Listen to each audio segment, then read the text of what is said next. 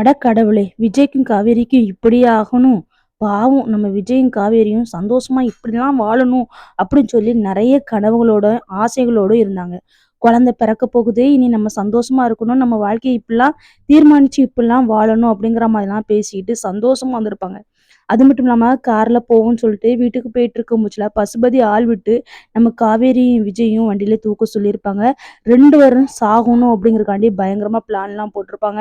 அதே போல நடந்துச்சுன்னு கூட சொல்லலாம். நம்ம விஜயும், காவேரியும் கார்ல போயிட்டுருக்கும் பட்சத்துல லாரிய வச்சு இடிச்சிருந்தாங்க.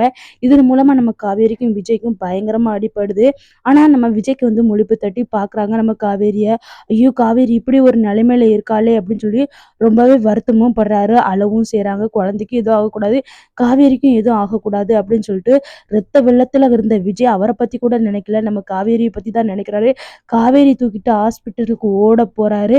நம்ம காவேரிக்கு எதுவும் ஆகக்கூடாது, விஜய்க்கும் காவேரிக்கும் எதுவும் ஆகக்கூடாது, குழந்தைக்கும் எதுவும் ஆகக்கூடாது அப்படின்னு நினைக்கிறவங்க மறக்காம லைக் பண்ணுங்க.